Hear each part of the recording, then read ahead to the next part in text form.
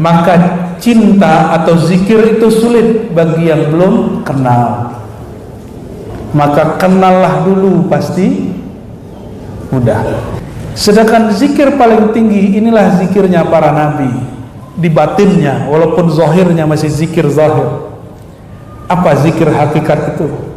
Engkau melihat bukan lagi dirimu yang berzikir. Fazkuruni azkurkum, ingatlah aku. Ini level 1, kita merasa berzikir. Azkurkum, aku akan sebut dan ingat kamu. Ini namanya zikir hakikat. Orang yang menjadikan kekasih-kekasih Allah alat mencapai dunia, hati dia susah. Mau hidup susah tidak? Atau mau hidup senang? Jangan peralat wali Allah jadi alat untuk menunaikan hajat dunia. Maka zikir akhirnya diartikan menyebut, bukan mengingat. Karena mengingat hanya dia yang mampu mengingat dirinya. Tidak ada kita yang mampu ingat Allah. Jadi zikir hakikat itu apa? Diberi kesadaran bahwa sebenarnya yang berzikir mengingat Allah itu sendiri. Karena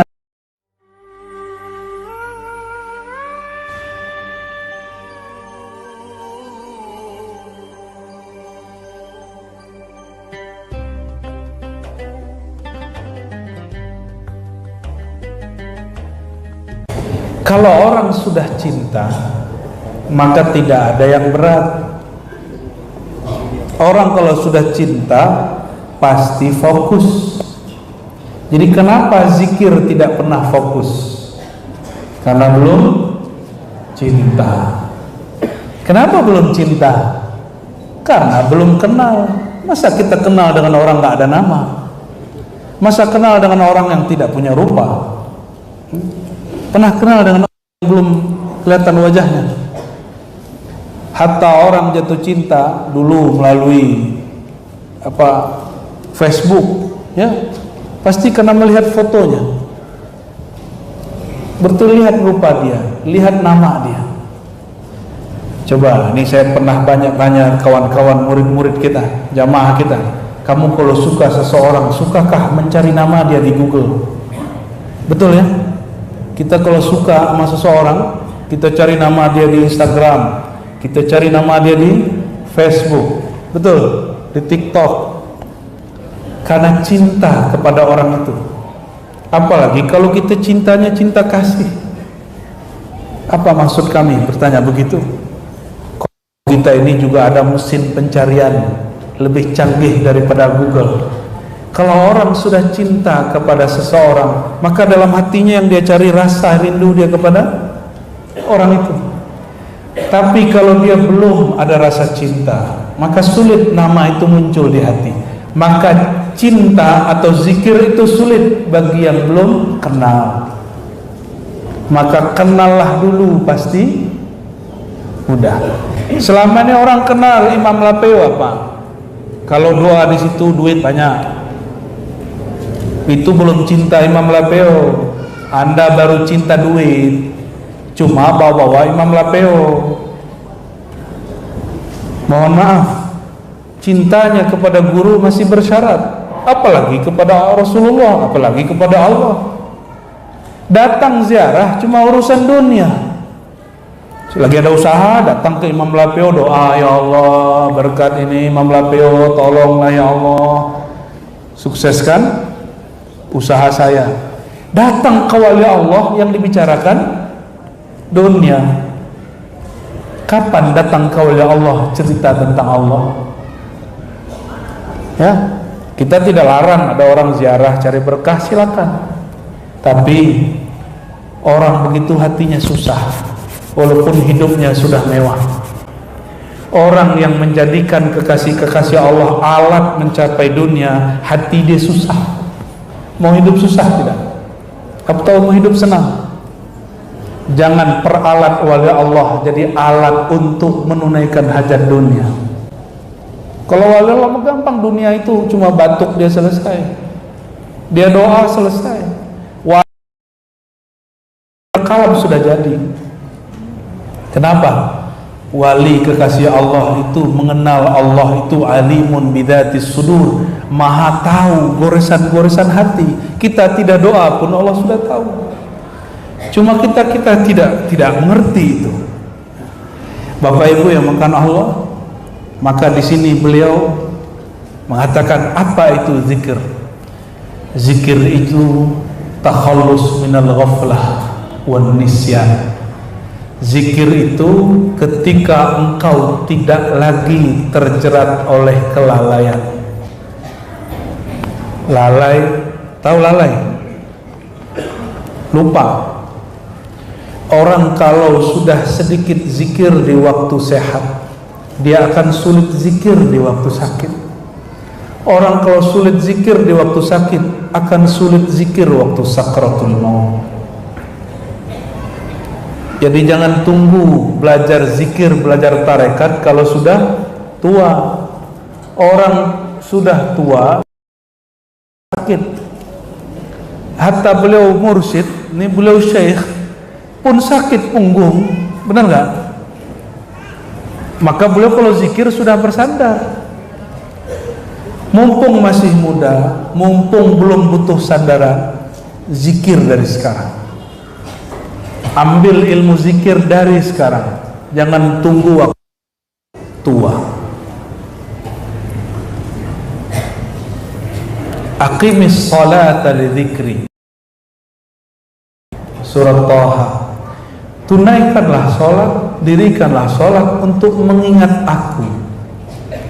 Tapi kenapa orang sholat masih ingat dunia dia, dan dia bawa urusan dunia dia dalam sholat? Berarti kita selama ini belum sholat, karena sholat kita masih bawa urusan dunia. Kapan seseorang disebut berzikir dalam sholatnya? Jika dia lupakan dunianya. Dunia itu di sini, Bapak Ibu, sini. Maka ini disebut angan-angan. Benar. Di sini bisa banyak, mulai dari Eropa sampai Papua bisa masuk di sini. Mulai daripada daerah Maroko sampai Mandar bisa diterima di kepala ini. Maka kepala ini bisa poligami, kalau hati tidak. Pikiran boleh banyak, tapi hati tidak. Hati hanya satu, hanya kepada Allah Subhanahu wa ta'ala. Jadi ibu jangan tuntut suaminya cinta dengan sepenuh hati, nanti jadi syirik. Cukup katakan, jadikan cintamu kepada Allah, lalu bawa aku. So romantis.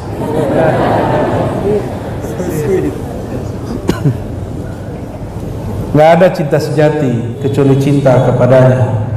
Jadi jangan minta cinta sejati, itu dari sejati, zati. Cinta dengan zat, zat itu ruh. Cinta dengan ruh hanya kepada Allah, hanya kepada Rasulullah sallallahu alaihi wasallam.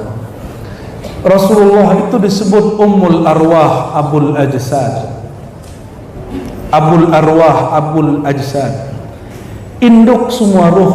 Induk itu ibu, tapi ini bukan ibu dalam pengertian fisik. Ini semua saudara-saudaraku, rindukah kepada ibu? Ibu jasad.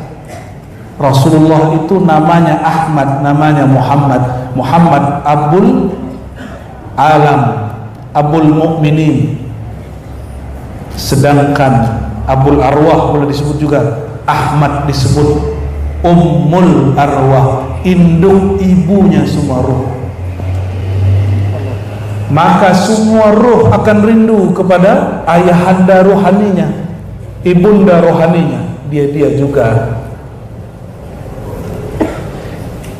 Ada yang kampungnya, tadi katanya Imam Lapio pernah ke kampung saya ya, ke Padang ya.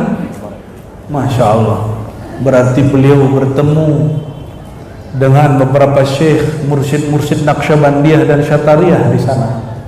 Karena Sumatera Barat torikotnya minimal dua itu, ada torikot lain, Syatariyah dan Naqsyabandiyah. Zikir tadi ada di Syatariyah. Zikir tadi ada di Syatariyah. Mungkin beliau dulu belajar Syatariyah di Minangkabau. Wallahu a'lam bishawab. Perlu penelitian ke dalam teksnya.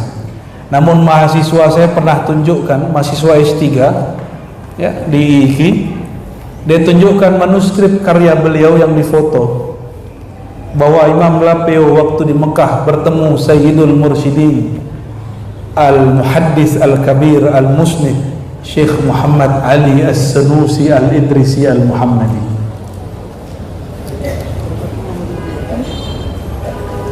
Beliau dapat ijazah Thariqat Idrisiyah Sunusiyah Muhammadiyah.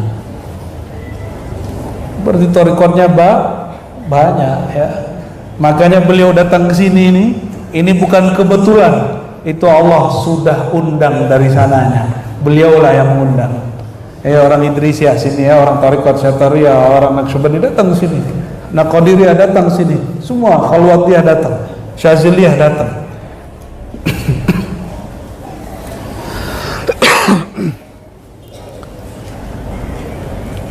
Zikir yang tadi, zikir-zikir kita, la ilaha illallah subhanallah alhamdulillah, itu namanya zikir zahir. Zikir yang tadi disebut zikir batin. Tapi ada lagi zikir yang lebih teratur disebut di sini. Zikir zahir terbagi 3, kata beliau. Az-zikru zahir min sana au du'a au ri'a. Ada 3 zikir zahir. Coba perhatikan. Zikir pertama sana, memuji Allah. Maka afdhalud du'a alhamdulillah. Zikir doa paling tinggi baca alhamdulillah. Kalau baca alhamdulillah artinya bersyukur. Orang bersyukur dia meminta, tidak perlu berdoa. Dia berdoa tidak perlu meminta, bolak-balik saja. Cukup dia berterima kasih kepada zat Allah Ta'ala, maka Allah tambahkan dia. Jadi kepada Allah itu nggak perlu kemudian kita cerewet.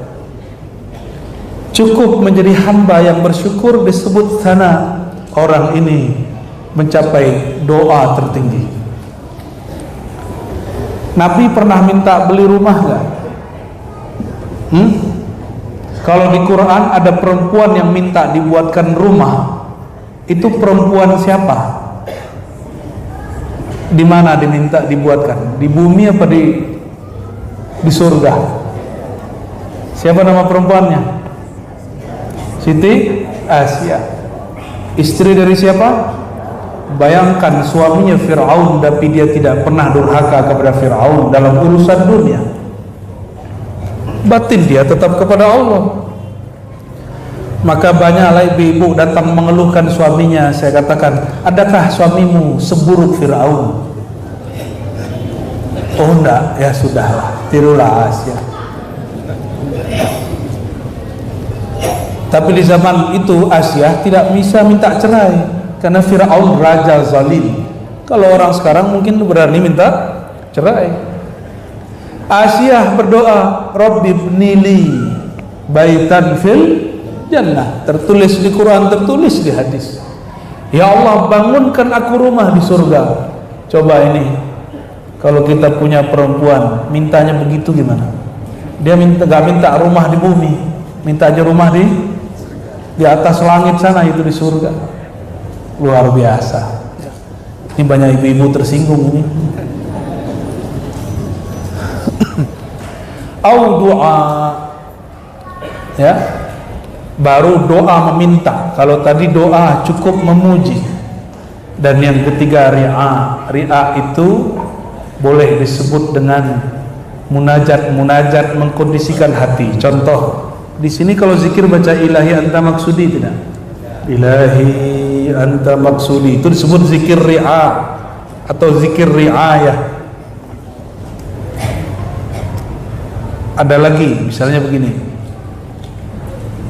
Allahu naziri, Allahu syahidi, Allah memandangku, Allah memperhatikanku. Baru zikir afdalu dzikri la ilaha illallah. Itu namanya zikir ri'a, zikir menjaga, mengkondisikan hati. Ini yang disebut sugesti. Ini juga disebut melafazkan niat.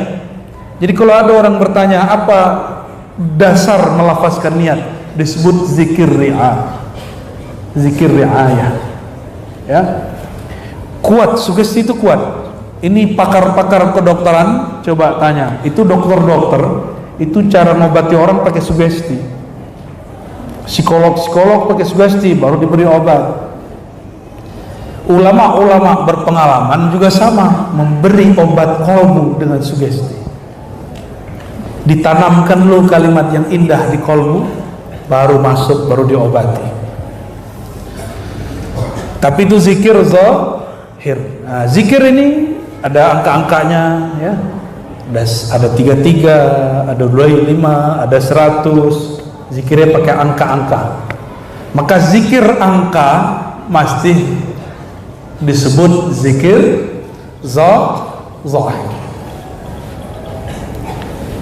Sekarang zikir khafi. Apa itu zikir khafi? Al-khalas minal futur wal baqa ma'a syuhud wa luzumil musamarah. Nah, ini perhatikan, jangan ngaku-ngaku zikir khafi kalau belum sampai 3 hal ini. Ya. Pertama, al-khalas minal futur. Orang kalau zikir zahir lelah, capek, bosan. Coba zikir 1000 kali la ilaha illallah, la ilaha illallah, capek. Suara kita serak. Benar? Ya. Orang baca yasinan itu kakinya kesemutan, istighosah punggungnya sakit. Kenapa? Itu zikir zahir. Lalu dibawa ke zikir khafi. Hati-hati, orang hari ini baru latihan zikir khafi, belum betul-betul zikir khafi.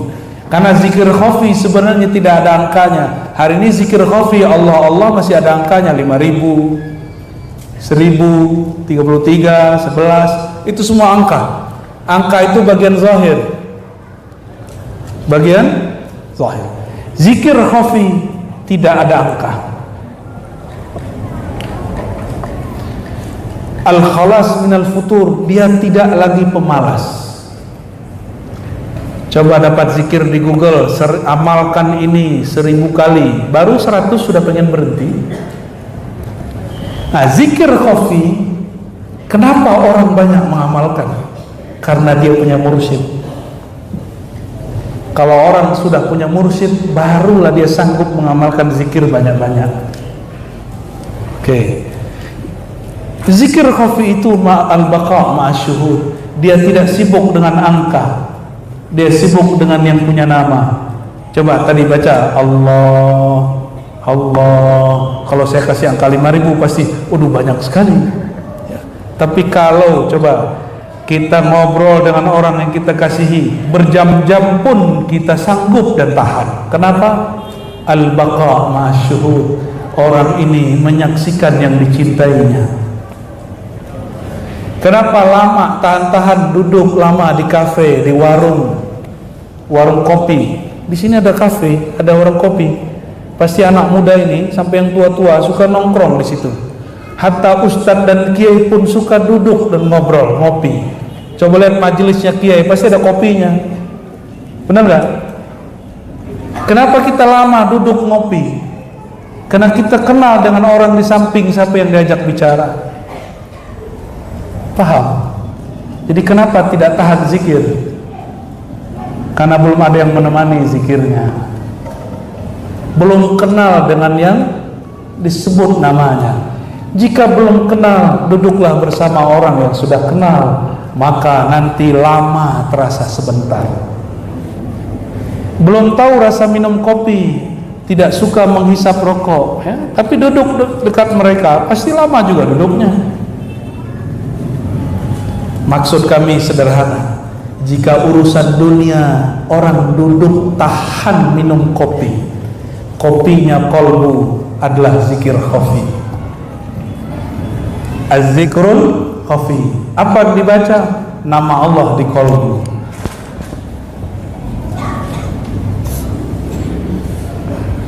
Kalau orang lagi kasmaran, tahu kasmaran?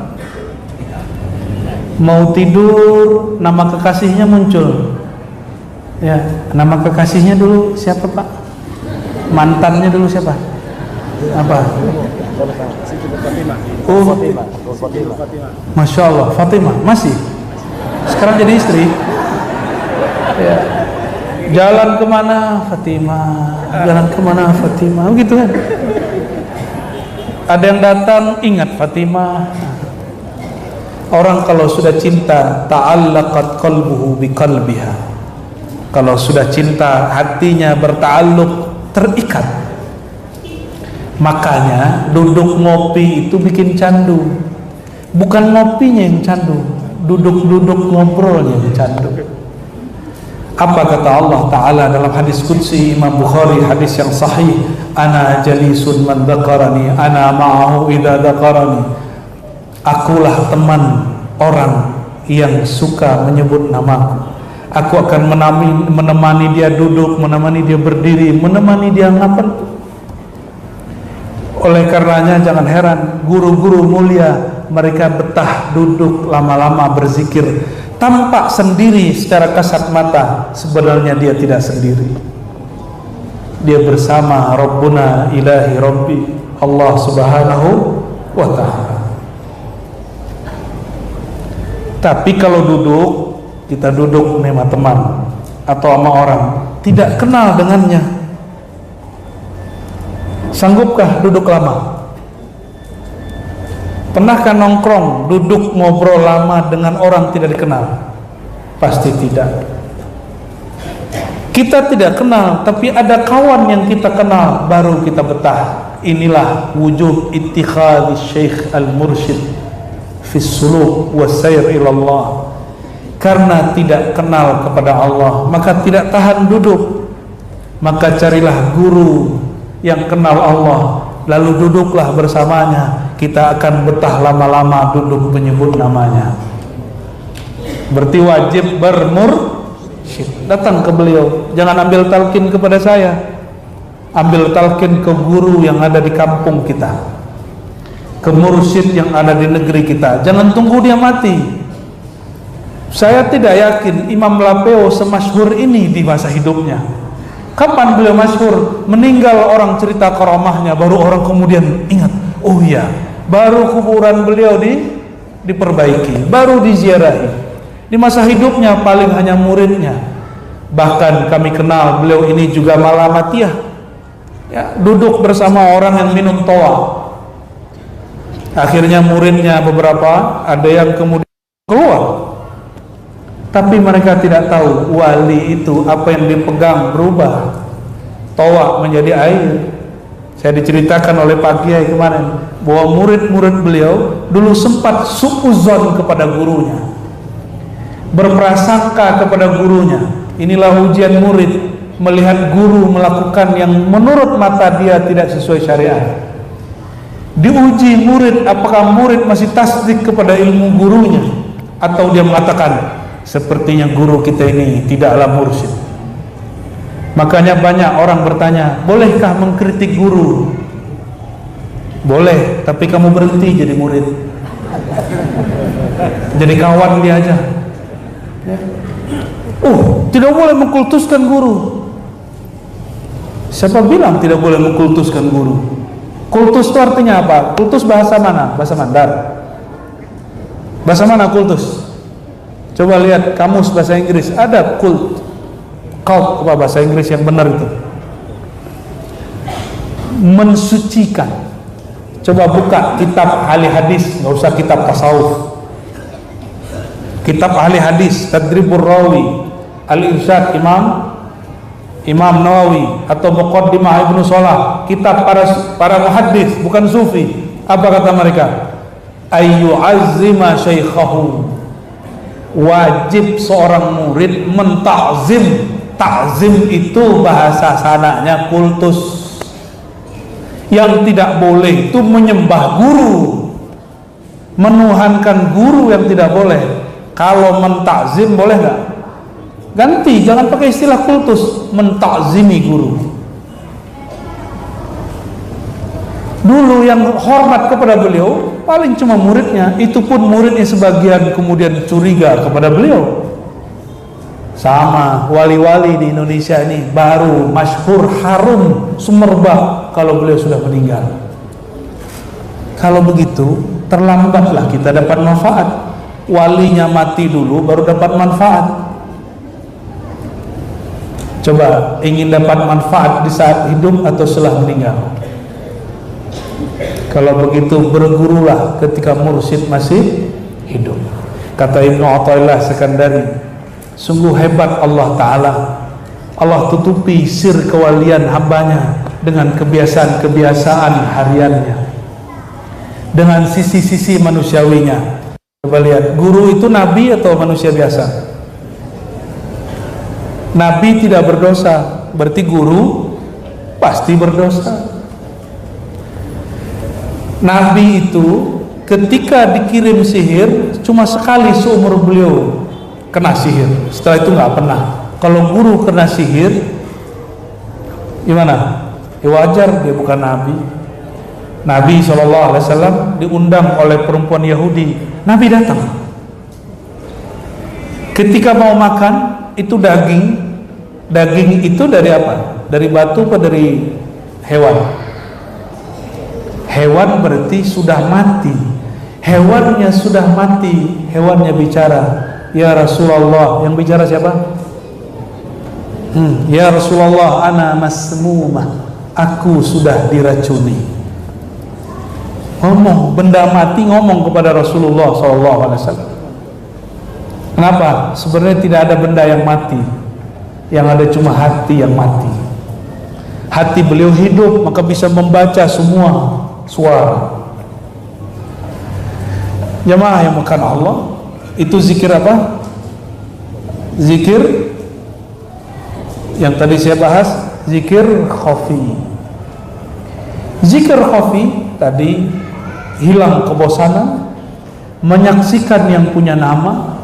Dan yang kedua, atau menyaksikan nama, menyaksikan kolbu, memandang ke dalam diri. Waluzumil musamarah, ciri-ciri orang zikir khafi pasti suka bergadang. Jadi ibu-ibu kalau suaminya suka begadang zikir majelis jangan dilarang. Kalau dilarang nanti sakit. Kami kalau dilarang zikir, begadang di surau, begadang di zawiyah, di ribar, di tempat berzikir, pasti kami sakit. Jadi kalau suami-suami ini telat pulang dari majelis, biarkan aja, ya. Tapi kalau telat pulangnya kemana-mana, barulah. Jadi kenapa guru-guru mulia suka musamarah? Suka musamarah, apa arti musamarah tadi? Bergadang. Lihatlah banyak orang hari ini bergadang hanya dengan handphone, bergadang nonton film, karena dia punya hati belum bisa menjadi film. Kalau kolbunya sudah bisa lebih canggih dari YouTube, tidurnya dengan kolbu bukan dengan YouTube. Oleh karena itu kalau mau tidur, kolbunya belum hidup, putarlah YouTube yang menghidupkan kolbu, ya. Ada zikir paling tinggi. Tadi zikir khafi, masih nyebut. Zikir yang ketiga apa? Az-zikrul haqiqi, zikir hakikat. Ini dari kitab ini. Apa zikir hakikat? Orang mengira ketika Syekh Saman mengatakan zikir hakikat itu itu malafaz. Zikir hakikat itu bukan bunyi itu. Itu bunyi nafas. Di dalam nafas itu apa rasa yang dia munculkan? Itulah zikir hakikat. Ya. Apa itu? Syuhudu zikril haq iyyak. Zikir khafi, engkau melihat dirimu yang berzikir. Saya merasa, zikir 70.000 nih, maka banyak murid-murid lapor, alhamdulillah Ustadz, Buya, Kiai, saya sudah zikir ataqah 70.000. Ataqah itu zikir la ilaha illallah. Alhamdulillah Ustadz, Buya, Kiai, saya sudah zikir Allah 5.000 sehari.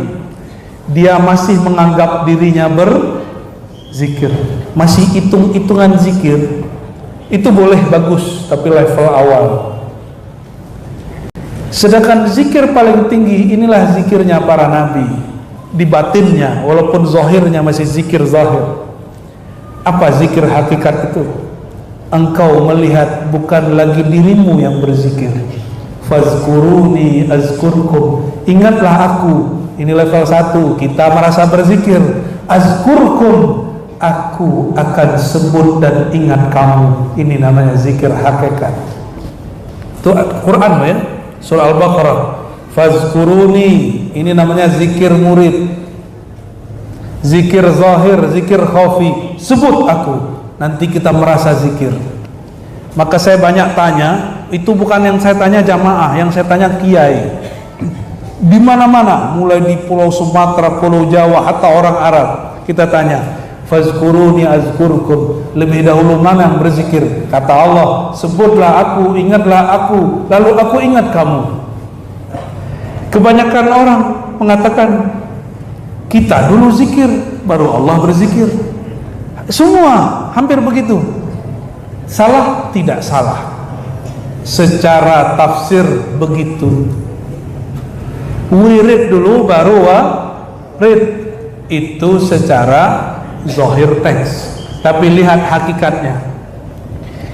Allah itu qadim atau hadis? Qadim atau qadim? Allah itu selalu ada, tidak pernah tidak ada, atau dulu tiada menjadi ada? Selalu. Oke. Kita pernah kalau kita zikir, tadi tidak berzikir, sekarang berzikir. Zikir 100 sampai 100. Semua 100. Kita berzikir. Selama masih merasakan diri kita yang menggerakkan diri ini berzikir, itu baru zikir zahir dan zikir khafi. Belum zikir hakiki, zikir hakikat. Zikir hakikat azkurkum, diberi kesadaran oleh Allah, yang berzikir itu bukan kamu, akulah yang menyebut diriku sendiri.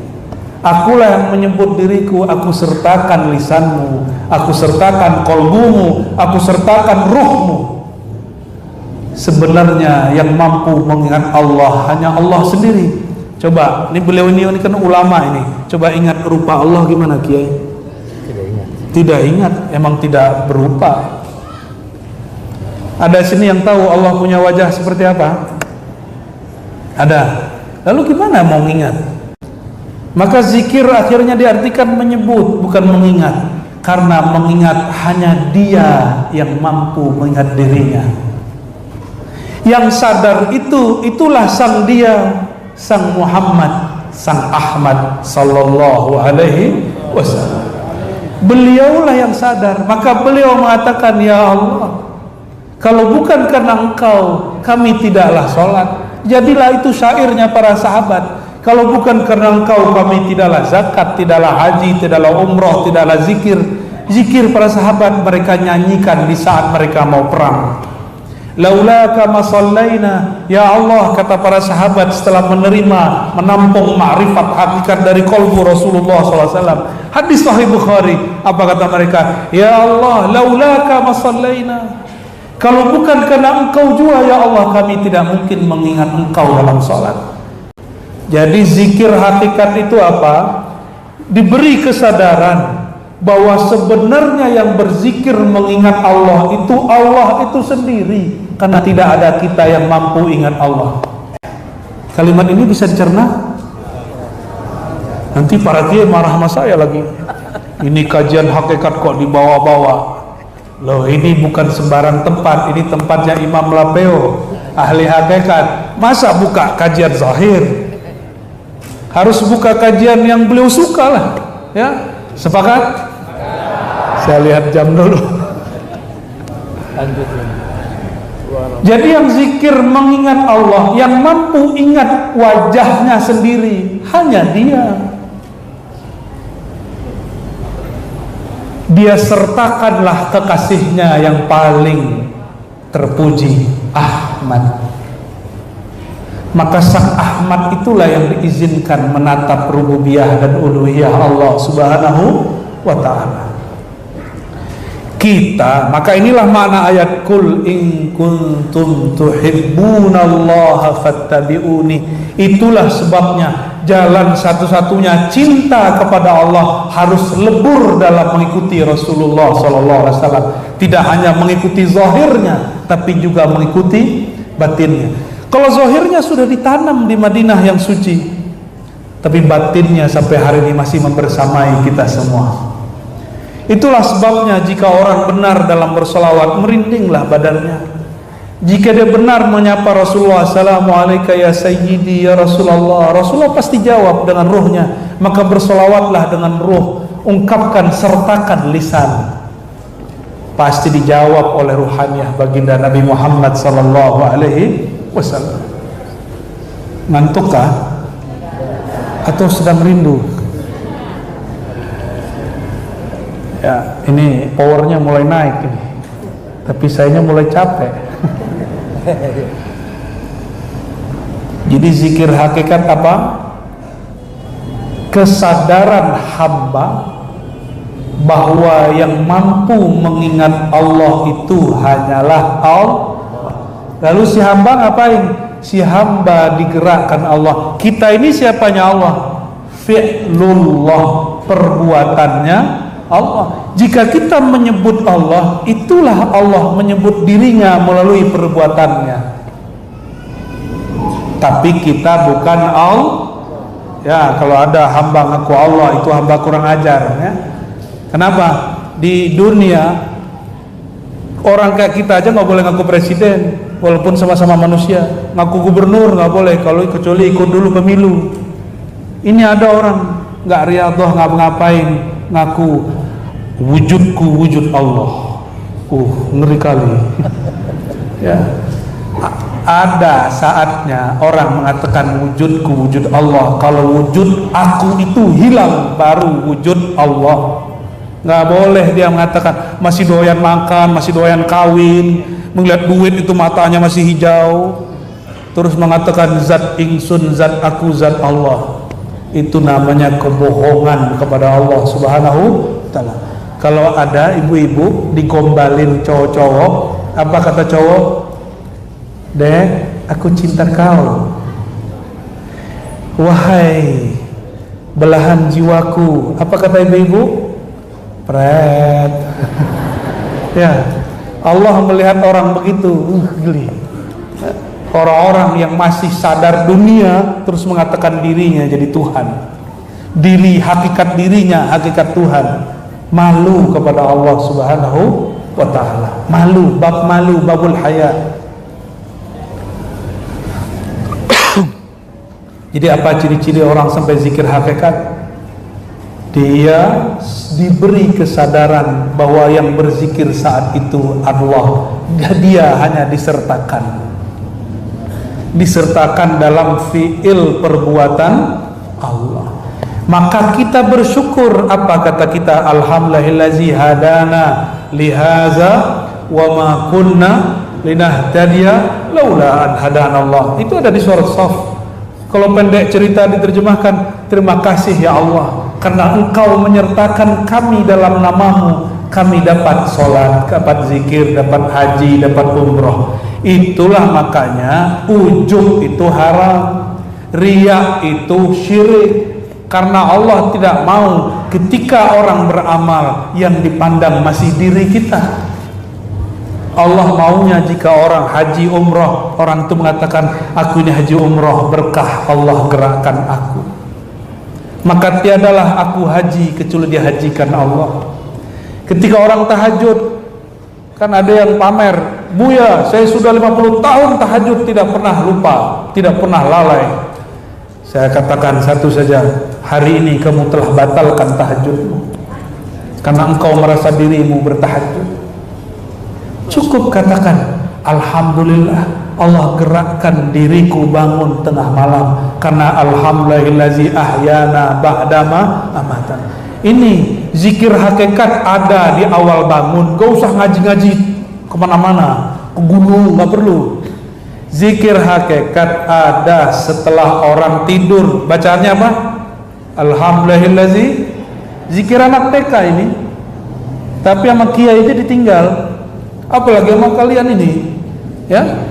Tadi baca nggak? Wajahnya nggak ada yang baca, tulis 1-2. Kata si Fulan, ngapain aku zikir-zikir anak TK? Coba terjemah. Ini bagian akhir yang mau saya sampaikan, bahwa berhakikat, zikir hakikat itu semudah baca doa bangun tidur. Alhamdulillahillazi ahyana. Terima kasih ya Allah yang telah membangunkan aku setelah aku tertidur, yang telah ahyana, menghidupkan aku setelah mati.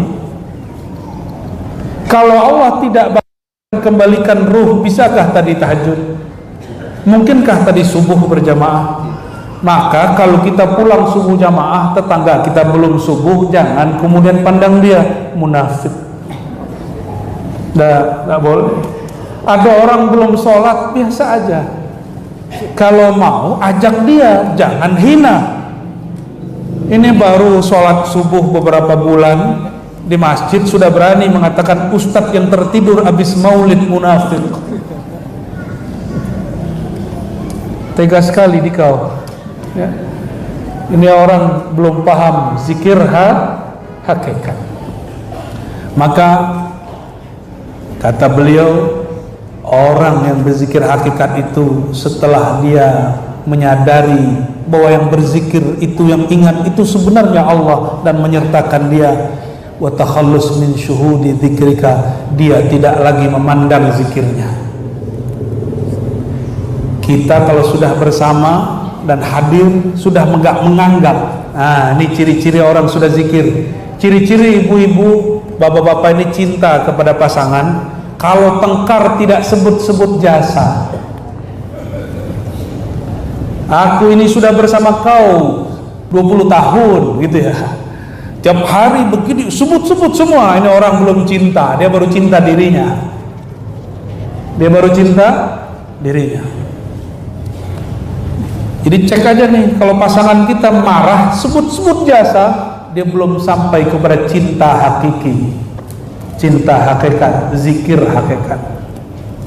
Si hamba diuji, padahal dia banyak zikir, banyak ngaji, banyak ngomong ma'rifat, diuji oleh Allah. Lalu dia berkata, ya Allah, aku ini sudah banyak ngaji, tapi kok malah diuji, gitu ya.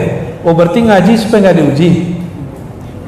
Perhatikan, orang yang paling banyak diuji al-anbiya, sumalladzina yalunahum, sumalladzina yalunahum. Orang yang paling banyak diuji para nabi, lalu pewaris nabi, lalu yang cinta pewaris nabi sallallahu alaihi. Kata dosen saya di UIN dulu, profesor nih, kalau begitu saya nggak mau cinta nabi, nggak mau ikut nabi. Kenapa? Nanti diuji. Oh dia tidak paham, padahal Profesor bolehlah di kampus, tapi batin dia doktor pun belum, sarjana agama pun belum. Masa ada orang sarjana bicara begitu? Yang diuji itu cuma orang yang merasa keakuan dirinya ada. Contoh tadi, urus masjid, bangun masjid, 5 tahun lagi tidak diundang orang, terus ngomong, ini masjid kalau bukan aku yang bangun tidak jadi, aku yang bangun. Sekarang aku tidak dianggap, aku. Padahal masjid ini dibangun bukan karena aku dia, tapi Allah sertakan dia dalam membangun masjid, bukan si aku. Orang kalau akunya muncul, dia akan gampang tersinggung. Di majelis tarekat coba lihat Pak Kiai, beliau pasti punya murid seperti itu. Ketika ada acara rajin, nanti sekali tersinggung nggak datang lagi ke majelis. Kenapa? Saya ini sudah rajin bantu majelis, tapi satu pun tidak dihargai, tidak merasa dihargai. Jadi selama masih ada aku. Para nabi paling banyak diuji. Apakah nabi merasa sulit? Nabi pernah mengeluhkan? Karena nabi tidak merasa diuji.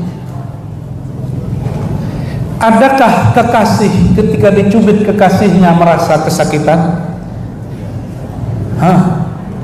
Adakah suami ketika mencari nafkah untuk istrinya merasa disiksa?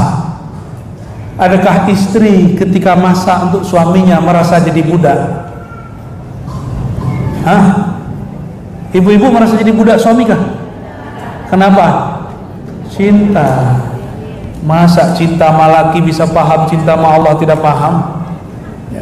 Kenapa bapak-bapak ini kerja tidak merasa dia disiksa, diperbudak oleh anak istrinya? Karena dia cinta.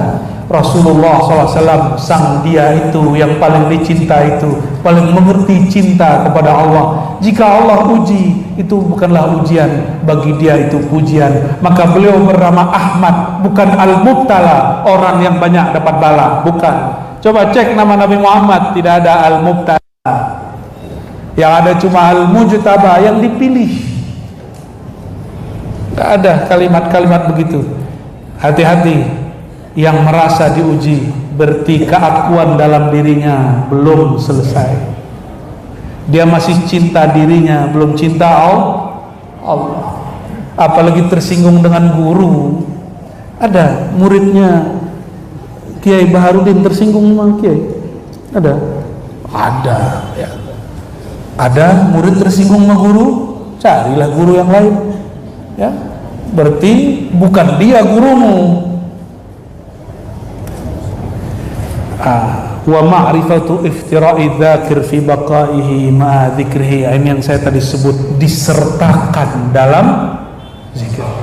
Jadi Bapak Ibu, sahabat-sahabat bukan Allah, tetap zikir seperti biasa, subhanallah, subhanallah, alhamdulillah, tapi pemahamannya nanti ditingkatkan. Tetap zikir 4, la ilaha illallah, Allah Allahu, segala macam itu, tapi pemahamannya ditingkatkan. Bahwa aku menyebut nama ini itu karena dia menyertakan aku dalam namanya. Barulah zikir itu bekerja. Barulah si murid dapat usul mukasyafah musyahadah. Kalau enggak akan dapat. Yang ada cuma nanti dituduh jadi dukun. Ya, kenapa? Bisa tahu isi saku orang, bisa tahu aib orang. Itu yang buka bukan Allah, yang buka setan. Syaitan kalau buka sesuatu pasti aib orang. Nih, hati-hati nih para kiai, para ustadz, jangan senang dulu dapat mukasyafah. Mukasyafah ini dari syaitan, ada yang dari malaikat, ada yang dari Allah. Kalau dari syaitan ciri-cirinya apa? Kita menyaksikan aib orang. Dan ciri-ciri guru kesetanan, ceritakan aib yang dia lihat. Aib yang dia lihat secara batin. Bagaimana mungkin diberikan sirrullah, rahasia Allah, sir murid pun dia tidak bisa jaga. Inilah kenapa banyak hari ini guru-guru tidak lagi sakti mandraguna. Sakti di sisi Allah, bukan sakti keramat-keramat, bukan. Kenapa? Kolbu sirnya tidak menerima, menyimpan amanah. Amanah bumi pun belum dia simpan, bagaimana amanah langit. Ilmu ini kenapa berani saya buka? Karena sudah ada kitabnya. Berarti amanah dari pengarang untuk menyampaikannya kepada murid. Ya, dan ternyata hadir, bisa paham ya. Berarti ngaji hakikat mudah atau susah? Asik atau berat? Seru atau bikin pusing? Kenapa mengaji hakikat pusing? Karena yang mengajarkan hakikat juga pusing. Serius. Kenapa belajar Quran mudah? Karena gurunya memudahkan cara mengajarkan Al-Quran. Coba dulu kita baca Quran ini sulit sekali. Datang guru ngaji, diajarkanlah cara baca Quran. Itu suara kayak Kiai Zainal ini sulit sekali. Tapi saya dulu belajar juga waktu kecil, bisa juga kayak beliau dulu. Oh, kalau ada gurunya, beliau kasih step baru sampai. Susah itu kalau belum menempuh jalan. Kalau sudah menempuh jalan sampai di ujung, apa kata kita? Enggak ada susahnya. Susah itu kalau belum ya. Jadi kenapa orang-orang masih bilang thariqah itu sulit, rumit? Karena dia belum menempuh jalan. Penasaran indahnya apa gunung bukit dekat sini? Apa nama tempat wisata dekat sini? Butu Ciping. Kalau orang bilang, aduh jauh, sekian ratus kilo. Dari kecil sampai tua dia bicara begitu. Kapan dia menikmati Batu? Saya tidak minta diantar ke sana, bukan. Saya cuma lagi kasih contoh. Oh, Batu Ciping 100 kilo. Kita mulai naik sepeda. Capek, berhenti dulu, lanjut lagi. Lelah, cari dulu kelapa, lanjut lagi sampai di sana. Coba tanya teman-teman yang suka naik gunung. Awal naik sulit, sampai di atas turunnya mudah. Maka kita awal datang ke suatu tempat rasanya lama, ketika pulang rasanya sebentar. Jadi ilmu ini mudah kalau dipegang oleh orang yang sudah bolak-balik. Alhamdulillah.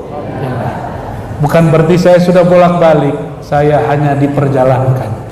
Bukan akulah yang berjalan, aku hanya diperjalankan. Demikian barangkali oleh-oleh yang sedikit saya tangkap waktu berziarah ke Syekh Muhammad Tahir Imam Labil. Semoga beliau diangkat derajatnya setinggi-tingginya dan kita disertakan dalam ketinggiannya. Amin ya rabbal alamin.